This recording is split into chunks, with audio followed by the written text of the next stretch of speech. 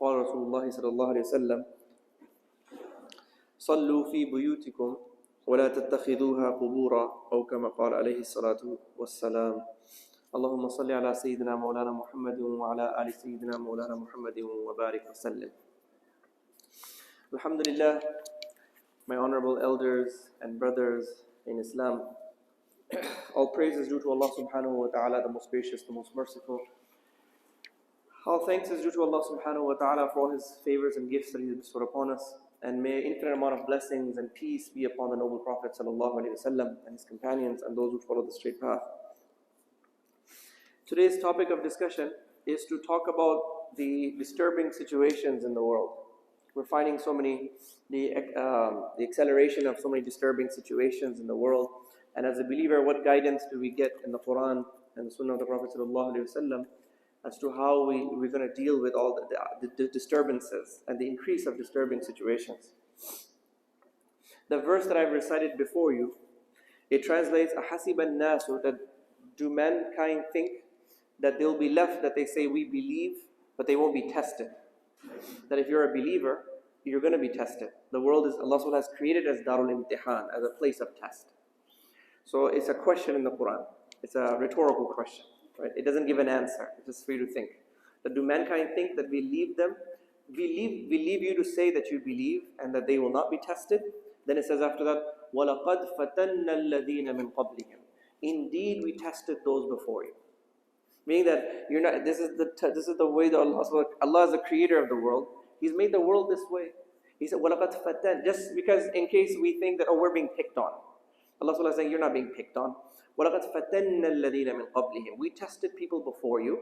فَلَيَعْلَمَنَّ اللَّهُ الَّذِينَ صَدَقُوا. Allah subhanahu wa ta'ala definitely came to know who was the truthful. You get tested to be, so it gets exposed in the world if you're truthful or not. وَلَيَعْلَمَنَّ الْكَاذِبِينَ. And we also know those who are liars. So like that. So Allah subhanahu wa ta'ala does that in this world. Darul Imtihan makes it a test. We go through good and evil. Right? We go through good times and bad times. In fact, and everything is from who? Allah subhanahu wa ta'ala. We believe that everything is from who? Allah subhanahu wa ta'ala.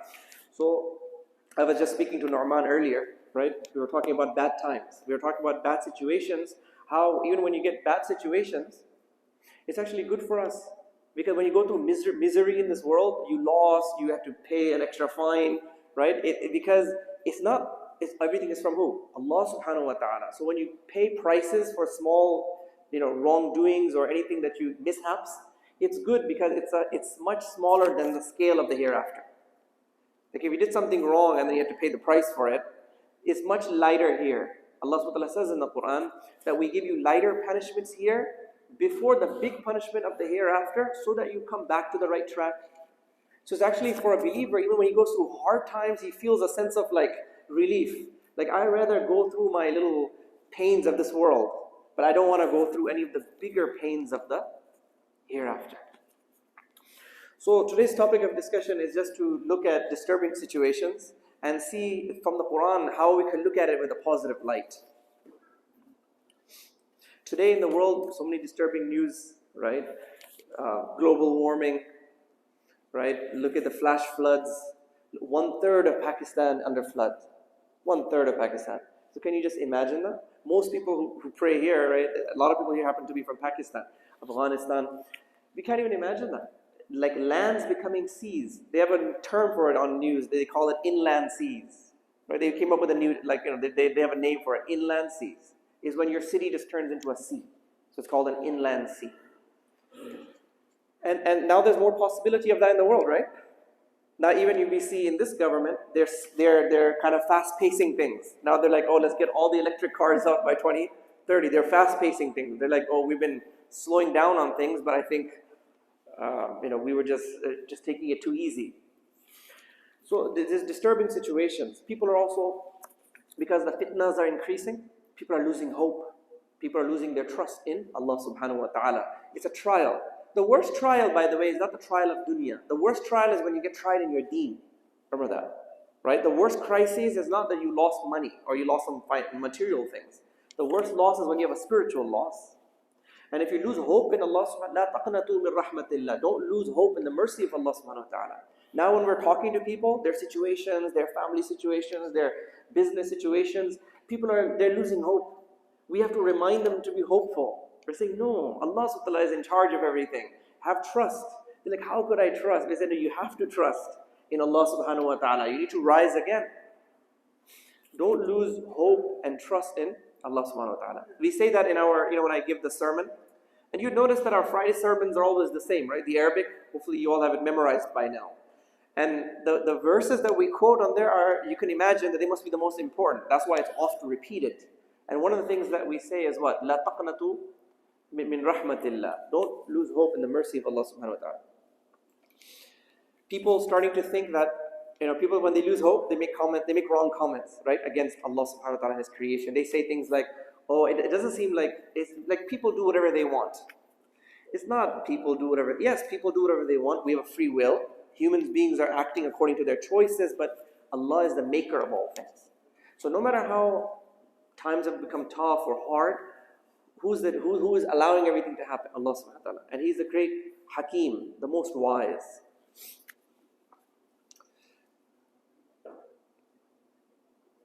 So we don't take Allah subhanahu wa ta'ala out of the picture. Allah subhanahu wa ta'ala is the one, He's the main creator. He's the one who enables everything. All the khair and the shar, the good and the evil, is from Allah subhanahu wa ta'ala. We learn this from childhood. When you first go to Sunday school, one of the things they teach you is qadr, destiny. That's why you can't be worried about the past. Oh, like in the past this happened. Well, now it happened. And all qadr is from Allah subhanahu wa ta'ala. So now you be pleased that this is what my Creator wanted for me. All right, I got put through this test. And right, so you rise even higher after that. So may Allah subhanahu wa ta'ala fill us with trust for Him.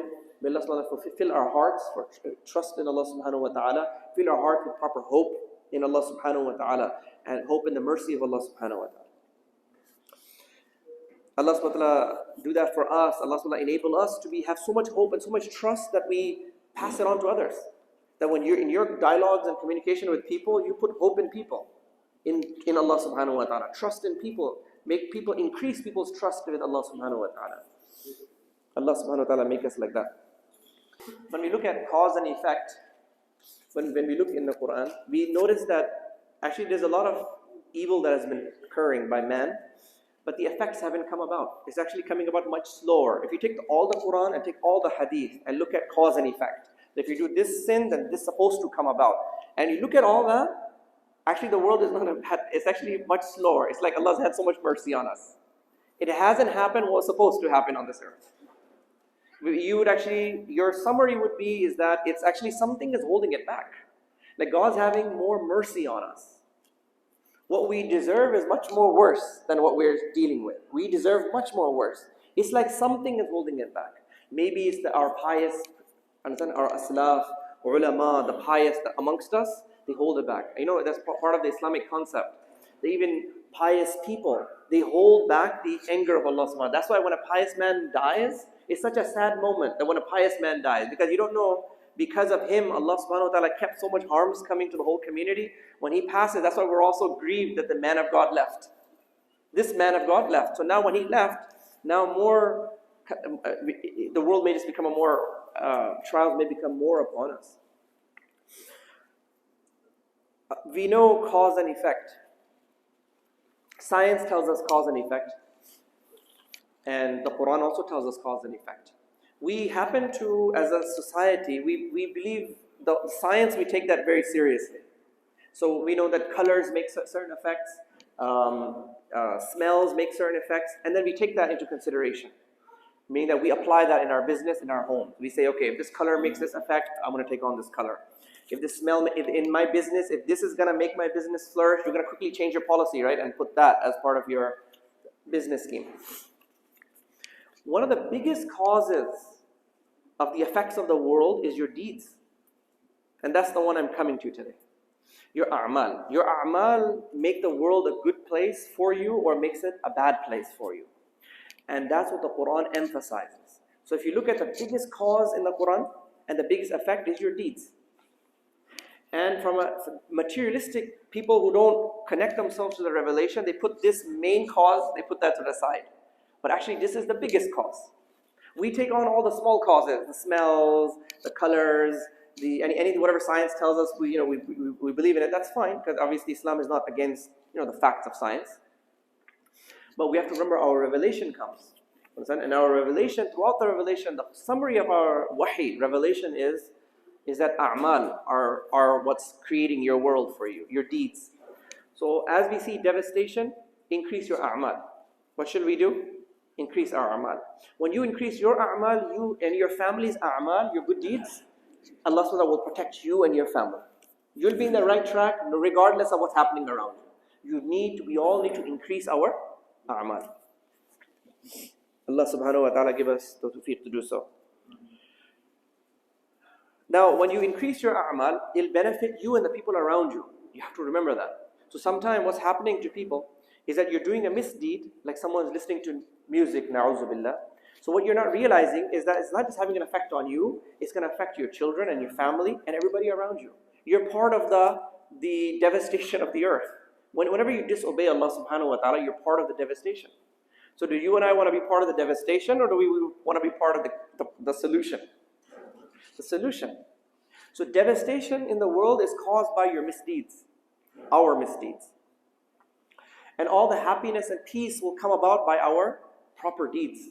So when we see devastation, be more dedicated to your a'mal. Say, I'm going to fix my a'mal. It might be my a'mal that's creating devastation in the world. I'm going to change my a'mal. If each one of us thought like that, then I'm going to change my. Can you change people? It's in the hands of Allah subhanahu wa ta'ala, right? Hearts of people. But you and I, we have to first, the Islamic rule is that you first change yourself before you think about changing other people.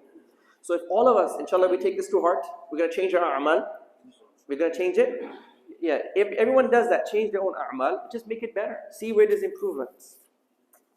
Then Allah subhanahu wa ta'ala will make the world better. The world will feel the effect of that. You're not just benefiting yourself, you're benefiting the entire planet. Allah subhanahu wa ta'ala says in the Quran, ظَهَرَ الْفَسَادِ فِي الْبَرِّ وَالْبَحْرِ, that mischief happens on land, on sea, بِمَا كَسَبَتْ أَيْدِ النَّاسِ, because of what man's hands earn. Because of man's bad deeds, there's fasad on land and in sea. لِيُذِيقَهُمْ بَعْضَ الَّذِي عَمِلُوا لَعَلَّهُمْ يَرْجِعُونَ. And Allah SWT says, why does He let devastation happen because of misdeeds? It's so that He gives you a taste, some taste. The verse says He gives you a little taste of your actions. And why is that? Why does He want you to have some taste of your actions? لَعَلَّهُمْ يَرْجِعُونَ. So that you come back onto the right track. It's just to shake us up. So when we see devastation, whether it's in Pakistan, whether it's here, right? Whether it could be anywhere, we see devastation. You have plenty of examples of devastation. I don't have to give you an example of devastation. You can think of any example of devastation. It could be the smallest example, or it could be families, it could be your own family, it could be devastation on a personal level, on a global level. Take any, and all the numbers are because of our misdeeds. So be committed. When you see devastation, make dua. The least we can do is what? Make dua. Make an effort for that devastation, but at the same time, work on your good deeds. May Allah subhanahu wa ta'ala give us tawfiq. When people visit Madinatul Munawwara, everyone knows Madinatul Munawwara, right? The blessed city of the Prophet sallallahu alaihi wasallam. You feel a sense of peace. Whenever you go there, you'd feel a special peace. You don't know why, but that happiness and joy when you enter into, may Allah subhanahu wa ta'ala take us there again and again. But once you go there, you feel a special rahmah. The ulama say that the reason you feel that rahmah, the reason you feel that peace, that you can't even describe why you feel so much peace by entering Madinah, is because the deeds of Prophet Muhammad sallallahu alaihi wasallam and his Sahaba. Because Prophet Muhammad sallallahu alaihi wasallam and Sahaba, right, because their deeds were of such high scale that peace remains forever. When Muslims go there at any point, they feel a special peace. So deeds is what's going to rectify the situation that we are in. But the earth gets rectified by man's deeds. The earth spoils by man's misdeeds. So when we see devastation, we need to get more committed to our deeds. May Allah subhanahu wa ta'ala give all of us tawfiq. Let me give you another hadith just to prove this point a bit further. The hadith of the Prophet sallallahu alaihi wasallam says, "Sallu fi buyutikum," that pray in your homes. وَلَا تَتَّخِذُوهَا قُبُورًا. Don't make your homes into a graveyard. So what that means is, Basically, the scholars interpret this hadith that you should pray nawafil, you should pray some prayer, you should be reading Quran. We do come to the masjid to pray, but you should do a lot of ibadat even at home. Here, you come here, pray your sunnah and nawafil here as well at the masjid, but you also pray them at home. Very special advice of Rasulullah. He said, don't make them graveyards. Why did he describe it as graveyards? Because in graveyards, people their deeds, are they increasing? They can't increase. The people in the grave, what's up with the grave? In the graveyard, when the people are dead, when they're deceased, they can't do more a'mal. And the world is a place of doing more a'mal. So he's saying that if you're only going to worship at the masjid and out at your workplace, and you're never going to worship where? Your home is never going to become better. So you need to increase, you need to spend time. Everybody needs to do a'mal. So the world, it relies on good deeds. It runs on good deeds. The peace of the world is dependent upon good deeds. Even some of us, the happiness that we're enjoying, it must be because of the good deeds of our pious predecessors. Even the mothers of the past, the fathers of the past, their good deeds is what saved their generations. Mothers of the past, when they would conceive a baby, when they would be going through their pregnancy, they would read so much Quran, lots of Quran. And then when that child would come into the world, he would already have so much effect of that Quran. In many cases, he would actually have that Quran memorized. Because his mother read it, it's already ingrained in him. So our pious predecessors were like this. They would worship in their homes, and then when their children grew up, they would tell them that this room I worship Allah subhanahu wa ta'ala in. This room I pray in. Make sure you don't disobey Allah subhanahu wa ta'ala in this room, because I have read X amount of Qurans here. That's how they would communicate with their kids. That in the living room over here, I've read 20 Qurans here. Here I've read, not 20, that's mine and your example, 20. But their examples would be of thousands. That I read this thousands here, so make sure you don't disobey Allah subhanahu wa ta'ala here. So remember, as we're looking at devastations, the solution to the devastations is increasing our deeds. We're going to increase our deeds? Inshallah. Increase the deeds. We have to recite the Quran. Muslims have become disconnected from reading the Quran. But there was a time when people read so much Quran. Then there came a time people stopped reading. They just put on the radio. Now we're living in a time we don't even turn on the radio. It's just shut. So human survival is with good deeds. And the kalam of Allah subhanahu wa ta'ala has to increase. Quran has to increase in order for us to get peace. You're not going to find peace if you're going to disconnect yourself with the Quran. So may Allah subhanahu wa ta'ala give us tawfiq, and that we increase all these good deeds.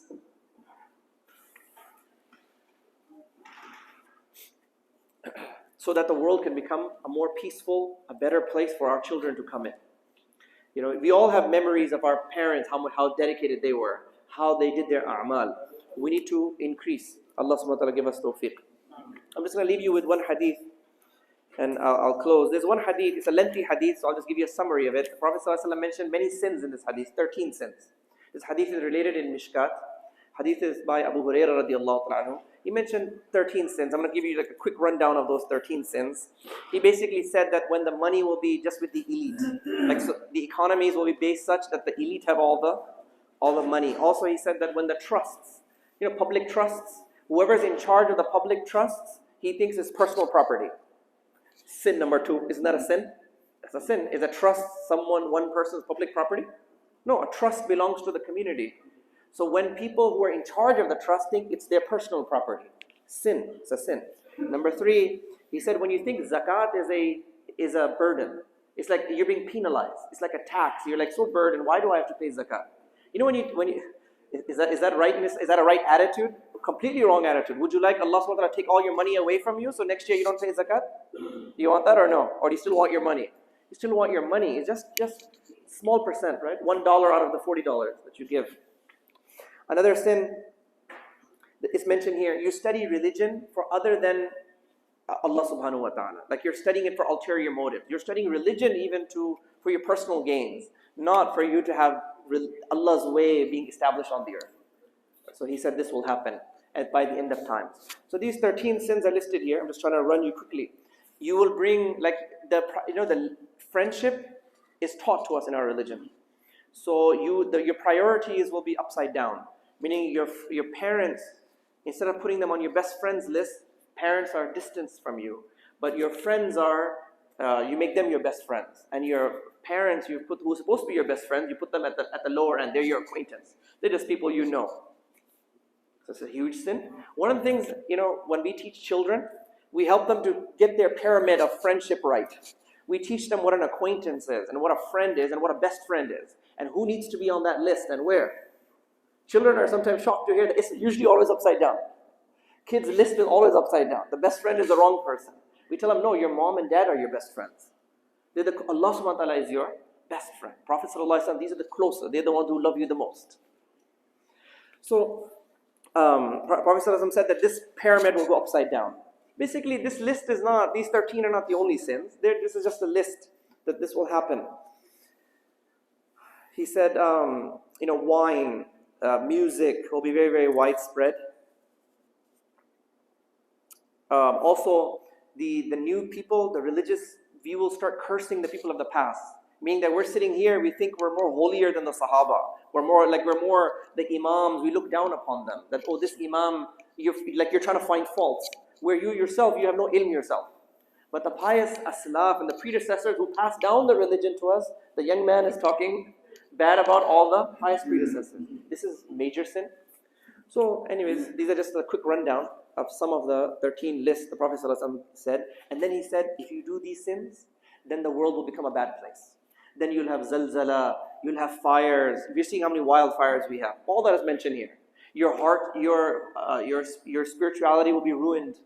You will be, all the problems will come your way. How will the problems come your way when you have this much sins? He said it'll be like a necklace. You know when a necklace breaks, the string breaks and how the beads fall down really quickly and you don't know which one came out first.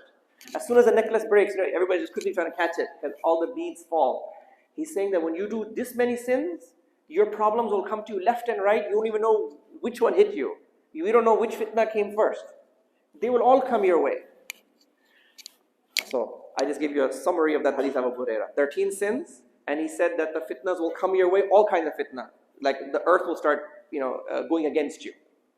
And you won't know which one hit you first. So what's the solution? I ask you, what's the solution? Is what I've been saying, I said in my whole speech. The solution is that when you see devastation, it's because of the misdeeds of man. And each person, we're responsible primarily for ourselves. So, and as a men, you're responsible for your families. So let us be dedicated to increasing our deeds in order for there to be more peace in the world. May Allah subhanahu wa ta'ala give all of us tawfiq to amal. May Allah subhanahu wa ta'ala accept us for the service of His deen. May the devastations that are there, may Allah subhanahu wa ta'ala protect all of us from it. Wa akhir da'wana alhamdulillahi rabbil alameen. Subhanallahi wa bihamdihi. Subhanallahi al-azim.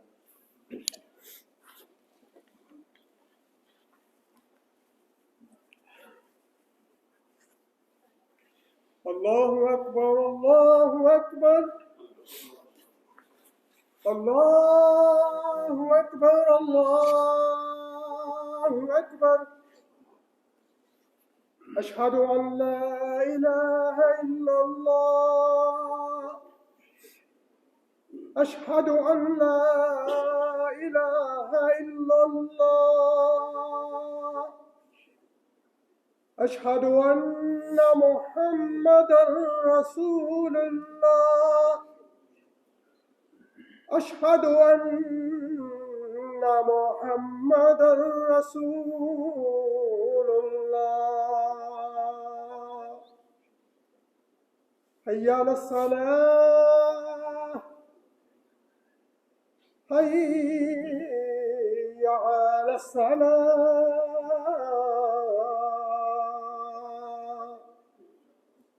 حي على الفلاح. حي على الفلاح.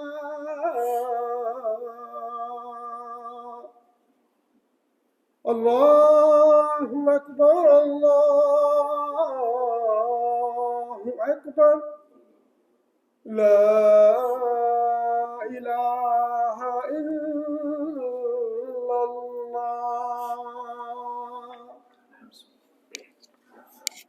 الحمد لله علي الذات عظيم الصفات سمي السمات كبير الشان جليل القدر رفيع الذكر مطاع الأمر جلي البرهان فخيم الاسم غزير العلم وسيع الحلم كثير الغفران جميل الثناء جزيل العطاء مجيب الدعاء عميم الإحسان سريع الحساب شديد العقاب أليم العذاب عزيز السلطان ونشهد أن لا إله إلا الله وحده لا شريك له ونشهد أن سيدنا ومولانا محمدا عبده ورسوله المنعوت بشرح الصدر ورفع الذكر وصلى الله عليه وعلى أصحابه أما بعد فيا أيها الناس وحدوا الله فإن التوحيد رأس الطاعات واتقوا الله فإن التقوى ملاك الحسنات وعليكم بالسنة فإن السنة تهدي إلى الإطاعة ومن أطاع الله ورسوله فقد رشد واهتدى وإياكم والبدعة فإن البدعة تهدي إلى المعصية ومن يعص الله ورسوله فقد ضل وغوى وعليكم بالصدق فإن الصدق ينجي والكذب يهلك وعليكم بالإحسان فإن الله يحب المحسنين ولا تقنطوا من رحمة الله فإنه أرحم الراحمين ولا تحبوا الدنيا فتكونوا من الخاسرين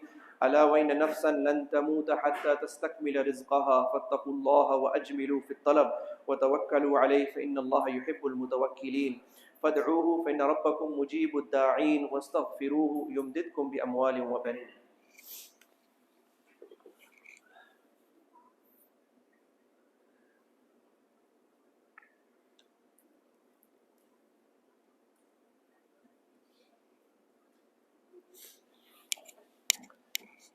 الحمد لله وكفى والصلاة والسلام على رسول الله وعلى آله وصحبه أجمعين ما بعد فأعوذ بالله من الشيطان الرجيم بسم الله الرحمن الرحيم إن الله وملائكته يصلون على النبي يا أيها الذين آمنوا صلوا عليه وسلموا تسليما اللهم صل على محمد عبدك ورسولك وصل على المؤمنين والمؤمنات والمسلمين والمسلمات وقال النبي صلى الله عليه وسلم الله في أصحابي لا تتخذوهم من بعدي غرضا ومن أحبهم فبحبي أحبهم ومن أبغضهم فببغضي أبغضهم وخير أمتي قرني ثم الذين يلونهم ثم الذين يلونهم وقال رسول الله صلى الله عليه وسلم إن خير الحديث كتاب الله وخير الهدي هدي محمد صلى الله عليه وسلم وشر الأمور محدثاتها وكل محدثة بدعة وكل بدعة ضلالة وكل ضلالة في النار وقال الله تعالى إن الله يأمر بالعدل والإحسان وإيتاء ذي القربى وينهى عن الفحشاء والمنكر والبغي يعظكم لعلكم تذكرون فاذكروا الله يذكركم ولذكر الله تعالى أعلى وأجل وأتم وأكبر أقم الصلاة.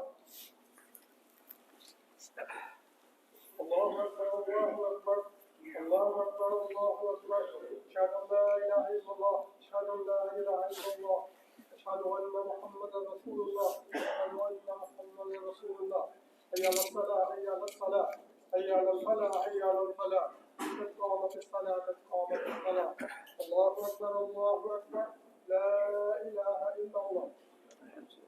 Straighten the rows. Make sure you go towards the middle. There's no gaps, shoulder to shoulder.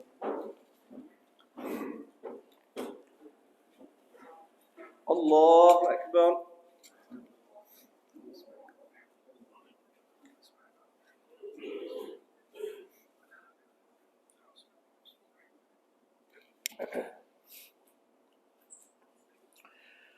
الحمد لله رب العالمين الرحمن الرحيم مالك يوم الدين إياك نعبد وإياك نستعين اهدنا الصراط المستقيم صراط الذين أنعمت عليهم غير المغضوب عليهم ولا الضالين.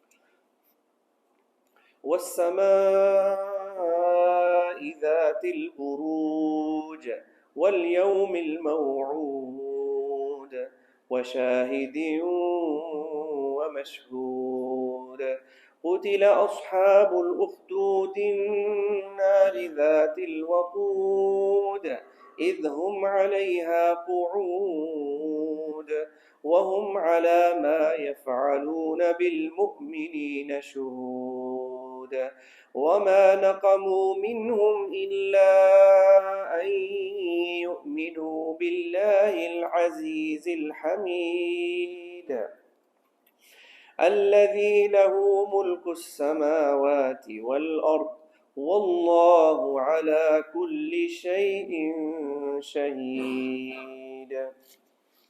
الله أكبر.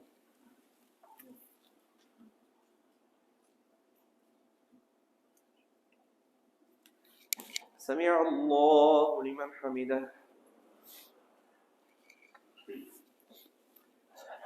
الله أكبر.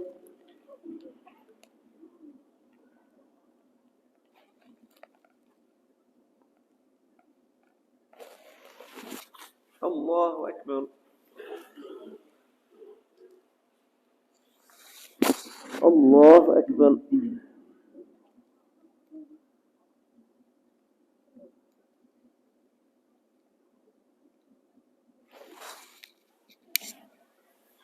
الله أكبر.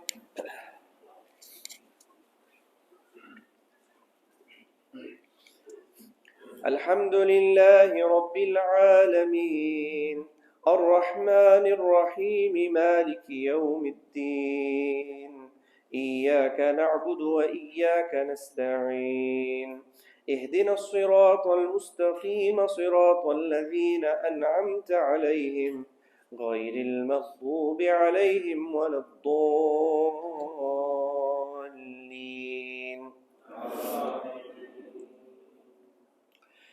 إن الذين فتنوا المؤمنين والمؤمنات ثم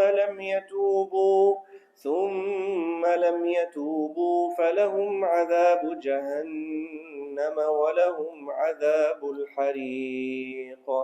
إن الذين آمنوا وعملوا الصالحات لهم جنات تجري من تحتها الأنهار ذلك الفوز الكبير. إن بطش ربك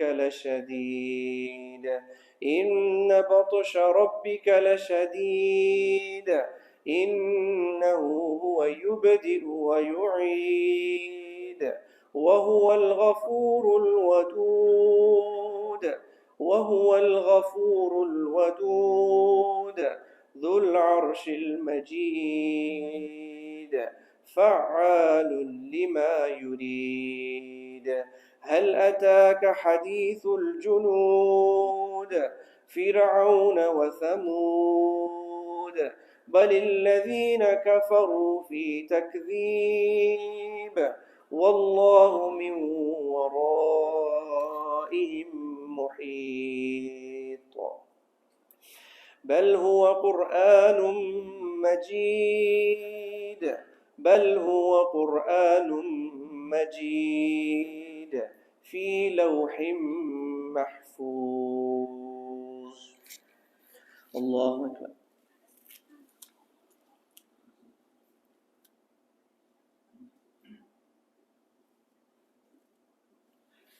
سمع الله لمن حمده. الله أكبر.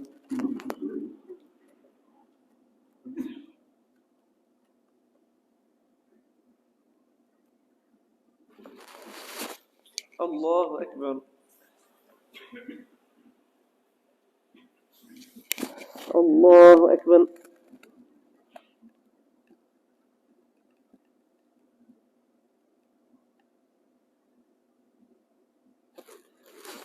الله أكبر.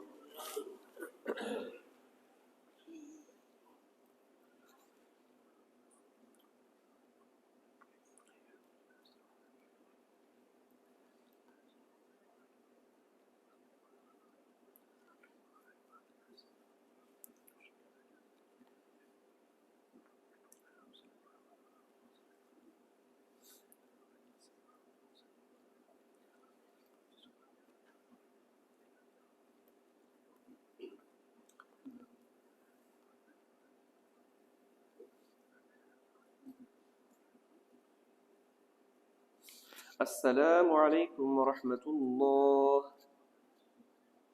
السلام عليكم ورحمة الله.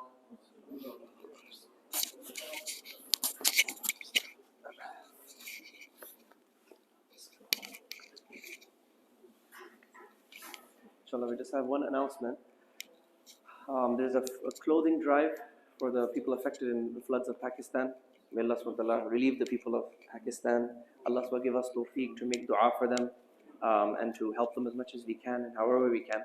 but I just found out that that jeweler store, what is it called? Mala, huh? Kya naam hai? Maharani. Maharani Jewelers. It's in Springfield, Virginia. Maharani Jewelers. They're collecting the clothing. So if you have a nice clothing packed, so you want to get nice clothing that are packed, well then you give it to them, or get your clothing nicely packed that we can help them with that. And whichever organizations that are there, do some homework. It doesn't take too long, and let us Allah give all of us tawfiq to help, and Allah subhanahu wa ta'ala help this devastation, any other devastation, that may Allah remove these devastations from us. I forgot to say something in my speech. I thought I'll just say it now, inshallah. It was supposed to be at the end. There's an important comment at the end of my speech, because I gave my speech on devastations today.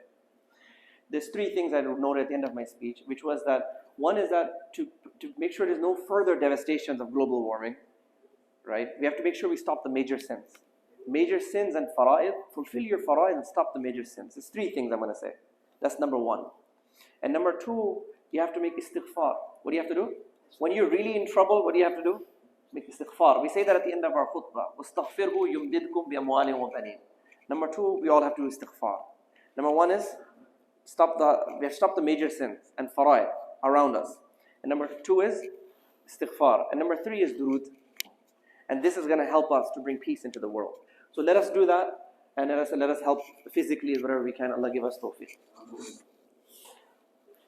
اللهم أنت السلام ومنك السلام تباركت يا ذا الجلال والإكرام اللهم أعنا على ذكرك وشكرك وحسن عبادتك اللهم أعنا على ذكرك وشكرك وحسن عبادتك اللهم أعنا على ذكرك وشكرك وحسن عبادتك ربنا ظلمنا أنفسنا وإن لم تغفر لنا وترحمنا نكون من الخاسرين اللهم اغفر أمة محمد صلى الله عليه وسلم اللهم ارحم أمة محمد صلى الله عليه وسلم اللهم استر أمة محمد صلى الله عليه وسلم اللهم اجبر أمة محمد صلى الله عليه وسلم ربنا اغفر لنا ولإخواننا الذين سبقونا بالإيمان ربنا اغفر لنا ولإخواننا الذين سبقونا بالإيمان ربنا اغفر لنا ولإخواننا الذين سبقونا بالإيمان ولا تجعل في قلوبنا غلا للذين آمنوا ربنا إنك رؤوف رحيم اللهم إنا نسألك خير ما سألك من نبيك سيدنا محمد صلى الله عليه وسلم ونعوذ بك من شر ما استعاذ من نبيك سيدنا محمد صلى الله عليه وسلم أنت المستعان وعليك البلاغ ولا حول ولا قوة إلا بالله العلي العظيم ربنا تقبل منا إنك أنت السميع العليم وتب علينا إنك أنت التواب الرحيم وصلى الله تعالى على خير خلقه محمد وعلى آله وصحبه أجمعين برحمته